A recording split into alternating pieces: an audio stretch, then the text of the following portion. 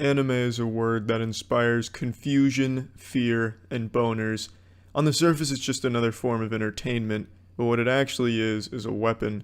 And like all weapons, there's the potential for misuse. This is the story of how I misused anime in my first year of college, and potentially led the entire student body to believe that I was some type of fucking lunatic who was one bad Naruto episode away from crashing his car into the side of the on-campus gym. It all started in high school. I was pretty reclusive, I didn't go out much, but I did watch a lot of anime, and it taught me two very important lessons. The first being, the power of friendship is the strongest force in the universe that not even God himself can compete with. Friendship probably led to the Big Bang creating our fucking universe. The second lesson being, the mysterious guy is always the coolest guy that big-titted girls want to fuck, and smaller-titted girls want to fuck. And I really took that lesson to heart, and I super shouldn't have. Absolutely not. But I did. And what happened is, as I graduated high school, I realized that college was my chance to really reinvent myself and change what people think about me, my perception, because no one knows about me. In high school, everyone knew me because I went to a small school, so I couldn't exactly just kick down the door one day sporting a leather jacket and riding a Harley Davidson and have everyone think I was super cool all of a sudden. They'd probably just think I was possessed by the spirit of a 40-year-old father going through his midlife crisis. But in college, nobody knew me, so I could be anything I wanted to be. And man, I wanted to be the anime mysterious guy. And holy shit did it lead to a very embarrassing and lonely first year of my college. So my college anime opened up with an incredible season opener, just a beautiful introduction. On move-in day, the literal first time setting foot in college soil, being an adult, a full-grown, full-hairy, penised adult on a college campus. On move-in day, I had my dad helping me. And going to my dorm, moving in the elevator, there was a girl and her father who were moving in. They're on the same floor, and my dad was talking to her dad and her a little bit. I didn't say a word. I was too cool to say a word. My dad tried to throw me into the conversation. So he asked me a real softball question that even a toddler could fumble his way through. I don't remember exactly what he asked me, but it was something like, "Oh, are you excited to move into this dorm, Charlie?" And I'll never forget my response because I remember this verbatim. I said, "You know I can't talk about that, Dad." I don't know why I said that. I guess in my head I thought that she would think that was super fucking dope, like I was some type of super secret agent that can't talk about his opinions. But really it just came across like, wow, this is a guy that I should be afraid of. But at the time, it didn't register with me like that was a weird thing to say. I went through the rest of that day being really proud of that, like, damn, fucking nailed it in the elevator. College is gonna be great. I just expected, like, if we saw each other in the hallway, she'd just be overcome with ecstasy and just charge me like, "Charlie's son," and then give me a smooch on my smoochers. But in reality, as you can imagine, that never happened. And that was really just setting the tone for the rest of that entire year for me. I wanted to, and luckily Kaya talked me out of it, I wanted to put an Xbox disc of Psychonauts around a chain on my neck, so that way people would know that I like Psychonauts. It's not exactly mysterious because I'm kind of beating you on the urethra with, I like this, I'm clearly wearing it. But I was like, this is so different. This is totally what an anime guy would do, like the mysterious guy. Another thing that I wanted to do, and Kaya again talked me out of it, he really saved me from having an even more catastrophic freshman year of college, is I wanted to carry around a deck of cards and do magic tricks at house parties or just around campus to really make people be like, damn, that was cool. I need that guy's number. Who was that guy? That guy's super cool. Let's invite the magic deck guy back, the magic card trick guy. That super awesome and fun guy. I didn't end up doing that, but I did used to do some magic tricks at house parties, which is still embarrassing, but the cards were already there. I didn't bring them or like come up to people, "Hey, you want to see a fucking magic trick?" They were at least there. It made sense at the time. But bringing them around like a mysterious guy, keeping them in like a Ziploc bag, there was no coming back from that. If I went down that destructive path, I'd probably be behind bars right now just from scaring the general populace. Like, what is this guy up to with this deck of cards? This is a maniac. Get him off the streets, this menace. But now let's talk about the things that the social savior Kaya wasn't able to prevent me from doing. One of the biggest ones that I can remember is I used to go to clubs because I obviously wasn't really getting invited to house parties. Because who's going to want to invite the guy who doesn't talk because he thinks it's cool not to? Like, I would blatantly just avoid answering questions in class. If I got called on, I'd just blow it off like, "Oh, yeah." I wouldn't even give like a yes or a no. I wouldn't be like no, I don't know the answer. I wouldn't even give the answer. I'd just be like, "Oh, yeah." Just like fucking mumble it out like I was fucking overdosing on Xanax. So obviously no one was going to come out of their way to invite me to a house party. No one got to know me my freshman year. So I'd go to clubs by myself. And one time, it was New Year's, and I had these light up New Year's glasses, like, and they were some pretty fucking cool glasses, not gonna lie. And I was wearing them around my neck because they were so bright I couldn't really see. I was basically just flashbanging myself when I was wearing them normally with the lights going on and shit. So I had them around my neck, and this girl came up to me and started talking to me about them. And instead of like answering any of your questions, I was playing it the same way I did everything else. I just didn't say a word. She said something about my glasses, but she fucked up and called them a necklace. She said something like, I like your necklace, that's a cool necklace. They're glasses. How dare you fuck that up? But anyway, I just disregarded it and I stared at her blankly like a fucking robot whose programming just malfunctioned, or I just fell asleep standing up. But she kept trying to get me to talk to her, get me to open up. That goddamn hero, that trooper, she just kept really trying to pry me open, but it just wasn't happening. Getting me to talk and not be mysterious in my freshman year of college would be like trying to open up a dumpster and not have a wave of shit hit your nostrils. But she kept trying. She pulled out her shirt saying, "Do you like my shirt?" And it said something like, "Short girls know how to have fun," or something like that, or something to that extent. And I glanced at it, and then I immediately went back to staring at her without commenting on the shirt or even saying a word. I didn't make a noise. I didn't even make like a caveman grunt, like a Tim Allen. I didn't do anything. I didn't make a single audible noise.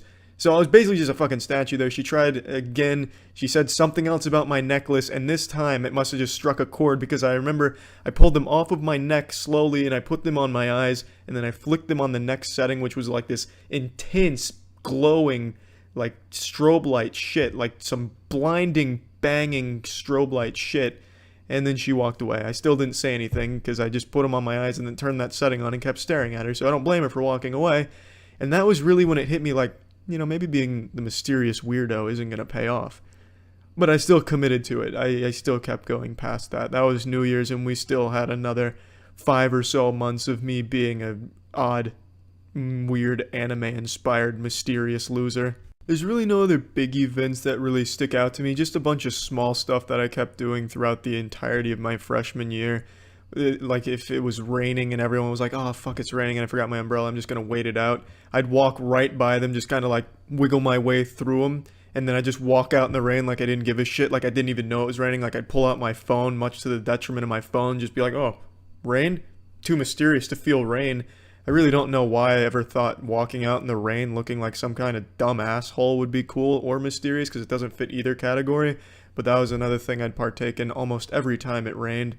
The only other big event that I can really think of, one that I still think about and it keeps me up at night and really haunts my boners to this day, is when I took an art therapy course towards the second semester of my freshman year. I don't remember exactly what it was. It wasn't art therapy, but it was something similar. It was just an art class basically where you express yourself. And I thought it would be amazingly mysterious and really get girls' panties super fucking wet, just sodden panties being tossed at me. Is every assignment I tried to make it as dark and bland as possible. So one of the assignments being, what do you think of your friends? You were supposed to do one about 12 friends. You make a drawing to represent each friend. And for mine, I did the same thing for all of them. It was a black box. I don't know why I don't know what at all was my thought process with that, but I just did 12 black boxes to represent all of my friends. And when I was supposed to present it, I gave them each a name, and I did name 12 friends. I'm kind of more acquaintances. I didn't really have any like super close friends or anything, but I did name 12 people that I knew and who also knew of my existence. And that just made me seem like I belonged in an insane asylum looking back on it. But at the time I was like, oh, girls love the troubled artist, the mysterious troubled artist. This is beautiful. There's going to be tears in their eyes. I already know it. I'm going to get an A on this project. Spoiler alert, I didn't get an A because she thought I just blew it off and goofed on it. So I got a D because I at least turned something in. But even still, I drew 12 black boxes. That's some shit that you see in a horror movie, like when the weird kid's scribbling shit on paper in a black crayon, and then you find out that the kid's actually a demon. That's that kind of shit that I presented to the class, and there's no doubt in my mind those students walked away deeply disturbed and afraid of me from that moment on. So, you know, that's how I spent the entire first year of my college experience, emulating the anime mysterious guy. It wasn't until I moved out of my dorm and in with a new group of guys who put the kibosh on that shit and taught me how to be social, because they did not want to be living with some fucking weirdo that's trying to be an anime mysterious guy. So that's kind of that's how my first year of college went. The lesson to take away from this is don't emulate what you see on anime because it's just not gonna fucking work unless you have some like superpowers that you might like some really fucking cool superpowers. You might be able to get away with being weirdly mysterious, but I didn't. The only superpower I had was being below average male height. But if you have some cool superpowered shit, maybe you can emulate anime to some extent and still be cool. But I couldn't. But I wouldn't recommend it to most people, the non-superpowered people out there. To the people that aren't X-Men, don't try and be an anime mysterious guy. Don't be weird. That's it. See ya. I've got a secret, and I'm not afraid to share it right now. Much like Bruce Wayne keeping his Batman identity a secret, I've got something that I've been keeping from you. And you're not going to believe me when I tell you this, but it is the truth. I used to be a virgin. Not only did I used to be a virgin, I used to be a turbo virgin who was extremely proud of the fact that he was a virgin. In my early college years, I used to brag about being a virgin to anyone that would listen. I was like those dudes that stand on corners with the sign saying the end is near, just talking about doomsday. I was that with virginity. And every day was virginity day for me. I made a video talking about this a little while back about how I used to brag about being a virgin. I really went hard on that being a core part of my identity in my early college years. When I did talk to girls, I would treat it like I was on Shark Tank and I was pitching my virginity to them like a business that they should invest in. It was very sad and pathetic. But I figured I'd share a few more stories from this era of my life, this arc in the Charlie anime, because there's some real golden nuggets in there that I think maybe a few of you could learn from. Though I don't imagine too many of you watching this right now think virginity is cool or something worth bragging about all the time, unless of course you're trying to be a pastor or teaching abstinence at a high school or some shit as like a sex ed teacher. But anyway, I wanted to share a couple of these stories. So the first tale from the compendium of Charles White's virginity stories is actually one that I shared on a stream recently. It was my sophomore year of college, 2014. Five Nights at Freddy's is the hottest shit, just came out. We've never seen anything like that. Our assholes blown wide open by Five Nights at Freddy's. It was a dark and stormy night, and my roommate had a girl over. It wasn't anyone romantic, they weren't together, they weren't, anything at all. It was a friend of his from high school who came down to party at the university. I did not go to a party that night. I stayed in the dorm room watching cartoons. After the partying had ceased and everyone had their fun, my roommate went to bed, but she didn't. She sat on the couch and watched whatever cartoon I was watching at the time. I think I was watching Justice League or some shit, so she was wet. And she just started talking about how much fun she had at the party and eventually asked me why I didn't go with them. And I tried to play it cool. I said, I had better things to do. And if I had a cigar, I would have lit it in that moment right there and just blew a big fucking puff. I was really trying to be suave about it, but the reality is the reason I didn't go was because I wasn't invited. It was a very low-key party, and this was when I still wasn't super familiar with my roommates. They were probably afraid I'd crawl on top of one of the tables and start trying to lead like a virginity chant, like, raise your hands if you're a virgin. Oh, just me? Even better, something weird. So they didn't ask me to go, which is why I wasn't there. But anyway, of course, me being this virginity evangelist that wouldn't shut the fuck up about virginity, we talked more about some shit, I don't remember what, but of course, me being the mysterious anime loser virgin extraordinaire back then, I eventually steered our conversation into a talk of virginity. And I started telling her about, how great it is being a virgin and how, maybe I'll lose it soon if I'm really feeling like it, as if I had, a ton of options, like my fucking cell phone was full of applicants to take my virginity. And she said something that still rings in my ears sometimes when I'm trying to go to bed. After telling her all of this about my virginity and telling it with a real smile on my face, really fucking saying it with my chest like I am a virgin, she hit 19-year-old Charles with a giggle and a wow, that's so sad. And she thought I was kidding, so she started making jokes about it, and I insisted that no, I was being serious, and I was like, damn. On the inside I was like, damn, that was brutal, that shit hurt, but she's not wrong. The more I say it out loud, the more I realize how sad it is. And then she goes on to say, I'll suck your dick if you want. And I went into a full fucking meltdown mode. It was like something out of Tom and Jerry when like the stars are going around when they're like knocked out. I was having like a fucking meltdown. And I eventually just went into like full Redditor mode. I was like, oh gee, whoa, no, madame, I could never ask such a thing of you. Absolutely not. I would not have that. I'd like my virginity to stay, thank you very much, you harpy, you succubus. So I stood my ground and declined the blowjob, which was a more than generous offer from her, might I add. She was just gonna take one for the team, a real champion. Like, what a great friend my roommate had. And honestly, I probably saved her life by declining that blowjob because I don't think she quite knew what she was dealing with and getting into. She was about to bite off more than she could chew. She was like Icarus flying way too close to the sun.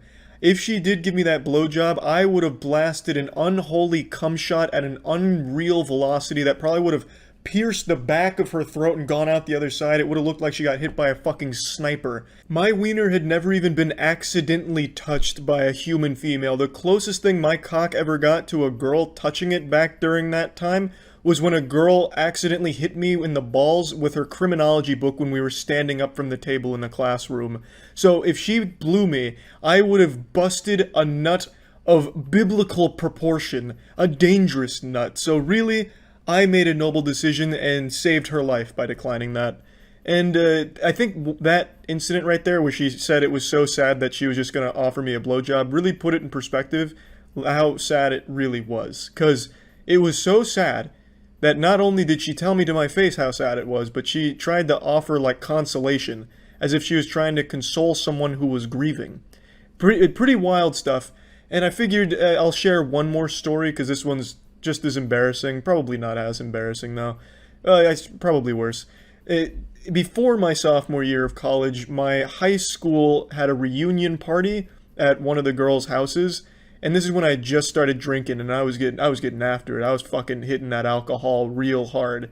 And one thing that I talked about this in the previous bragging about virginity video, but one thing I used to do is I would get drunk and start bragging about my virginity in different accents. Well, I remember at this high school reunion party with all my old high school classmates, I reached that level of drunk where it was time that Irish Charlie come out and start talking about his virginity. So for the whole night that I can remember before total blackout, I was talking in an Irish accent about how great it is being a virgin and how everyone who had lost their virginity had just failed to reach enlightenment. I was the happiest one being a virgin, all in an Irish accent, of course. And then I do remember one of the girls kissed me and I pre-came down my leg.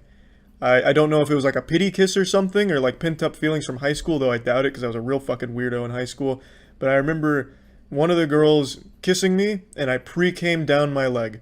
At least that's what I tell myself, that it was pre-cum. Honestly, it could have just been a full load that I blew down my leg. I really don't know. But I do know I wasn't invited to the follow-up high school reunion party the next year. So there's a very good chance that I might have just shit myself, honestly, down my leg. It could have been anything. It could have been any mystery fluid coming out of there. I couldn't tell you. But yeah. Just a couple more tales from this time where I thought bragging about being a virgin was cool. Again, the lesson to take away: bragging about virginity is a weird thing to do. So yeah, probably just avoid that. Don't do that. That's it. See ya.